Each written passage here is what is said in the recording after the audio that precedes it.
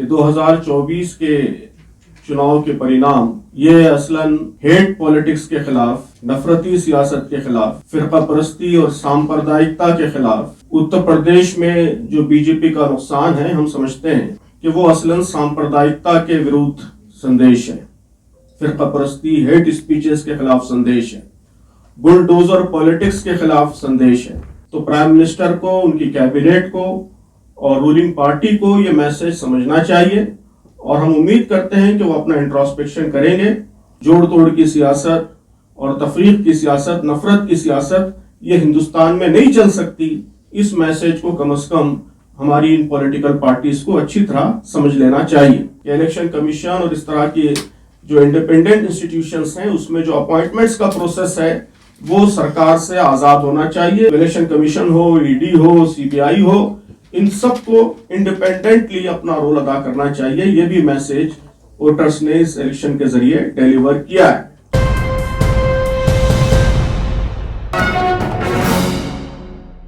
اس وقت ہم 2024 کے چناؤ کے پریناموں پر چرچا کرنے کے لیے جمع ہوئے ہیں۔ تو ہم یہ سمجھتے ہیں، جماعت اسلامی ہند یہ سمجھتی ہے کہ 2024 کے چناؤ کے پرینام یہ اصلاً ہیٹ پالیٹکس کے خلاف، نفرتی سیاست کے خلاف، فرقہ پرستی اور سامپردائکتا کے خلاف جو گورنمنٹ کی ایجنسیز ہیں اور انڈیپینڈنٹ ڈیموکریٹک انسٹیٹیوشنز ہیں ان کے مس یوز کے خلاف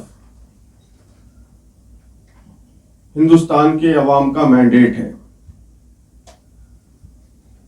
اور رولنگ پارٹی کی، اپوزیشن کی، ساری پولیٹیکل پارٹیز کی یہ ذمہ داری ہے، یہ رسپانسبلٹی ہے کہ وہ اس سندیش کو، اس میسیج کو سمجھیں اور اپنا احتساب کریں، اپنا انٹراسپیکشن کریں۔ آپ دیکھیے کہ بی جے پی کو 2 بڑی ریاستوں میں بہت زیادہ نقصان اٹھانا پڑا، اتر پردیش میں اور مہاراشٹر میں۔ اتر پردیش میں جو بی جے پی کا نقصان ہے، ہم سمجھتے ہیں کہ وہ اصلاً سامپردائکتا کے ورودھ سندیش ہے، فرقہ پرستی، ہیٹ اسپیچز کے خلاف سندیش ہے، بلڈوزر پالیٹکس کے خلاف سندیش ہے، سماج کو بانٹنے، مذہب کی بنیاد پر تقسیم کرنے، کمیونٹی کی بنیاد پر تقسیم کرنے، کمیونٹیز کو اسٹیریوٹائپ کرنے، جنرلائزیشن، ان کے لیے لیبلز رکھنے، نام رکھنے کہ یہ گھس پیٹیے ہیں اور ان کے بچے زیادہ ہیں، فلاں فلاں۔ تو یہ سب جو الیکشن میں ہوتا رہا ہے، تو اتر پردیش کے ریزلٹس اس کے خلاف عوام کا مینڈیٹ ہے، عوام کا سندیش ہے۔ اسی طرح مہاراشٹر کو جو سندیش ہے، ہم سمجھتے ہیں کہ وہ جوڑ توڑ کی سیاست، اپوزیشن پارٹیز کو توڑنا، ای ڈی کے ذریعے ان کو دھمکانا، ان پر پریشر بلڈ کرنا اور جوڑ توڑ کر اپنی حکومت بنانا، یہ سب جو کوششیں ہوتی رہی ہیں، مہاراشٹر کے عوام نے اس کے خلاف آواز بلند کی ہے، اس کے خلاف بہت اسٹرانگ میسیج اس الیکشن کے پرینام کے ذریعے، رزلٹ کے ذریعے ڈکلیئر کیا ہے۔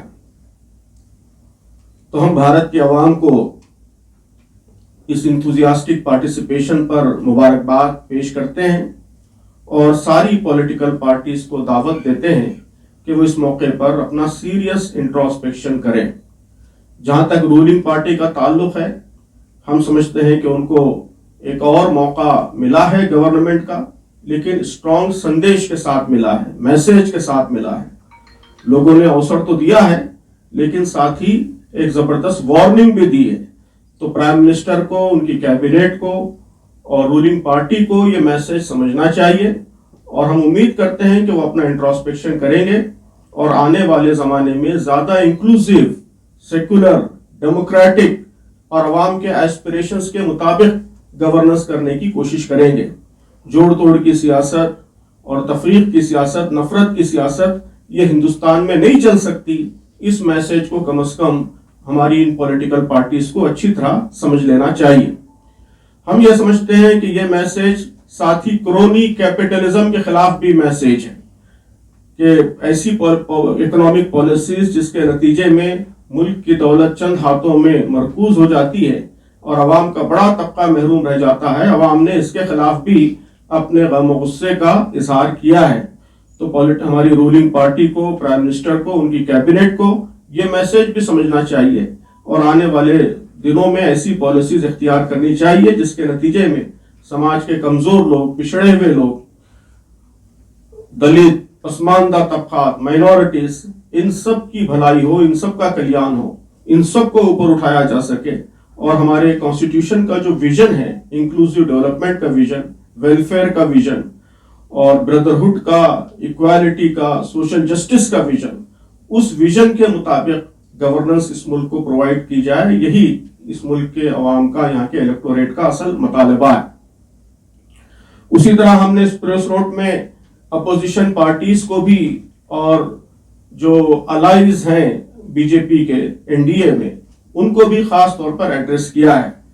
تو ہمارا ملک اب 10 سال کے بعد دوبارہ کوalition پالیٹکس کے راہ میں داخل ہو رہا ہے.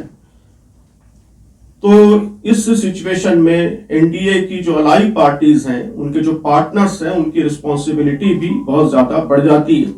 ہم سمجھتے ہیں کہ بھارت کے الیکٹوریٹ نے، رائے دہندوں نے ان الائز پر یہ ذمہ داری ڈالی ہے، یہ رسپانسبلٹی ڈالی ہے کہ وہ حکومت کی نگرانی کریں اور حکومت کو سامپردائکتا، فرقہ پرستی، نفرت، جوڑ توڑ اور ایجنسیز کے غلط استعمال، دھمکی، لالچ، یہ سب جو ٹیکٹکس وہ اختیار کرتے آ رہے ہیں، اس سے بچائیں، اس سے روکیں اور ایک اسٹرانگ وائس بنے حکومت میں اور ہر غلط پالیسی پر روک لگانے کے لیے ایک بریک کا کام کریں.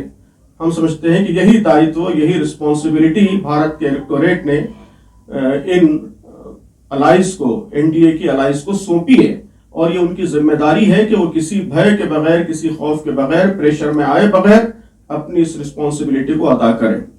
اسی طرح اپوزیشن پارٹیز، اگرچہ کہ ان کو پہلے کے مقابلے میں ان کے نمبرز بڑے ہیں، لیکن ہم سمجھتے ہیں کہ یہ ان کے لیے بھی انٹروسپیکشن کا موقع ہے، جہاں بعض اپوزیشن لیڈرز بہت ہی انتھوزیازم کے ساتھ، حوصلے کے ساتھ، کریج کے ساتھ انہوں نے الیکشن کی مہم میں حصہ لیا. وہیں ہم نے دیکھا کہ اپوزیشن کے ایک بڑے حصے میں بہت سرد مہری تھی اور ایک طرح سے مایوسی کی کیفیت تھی.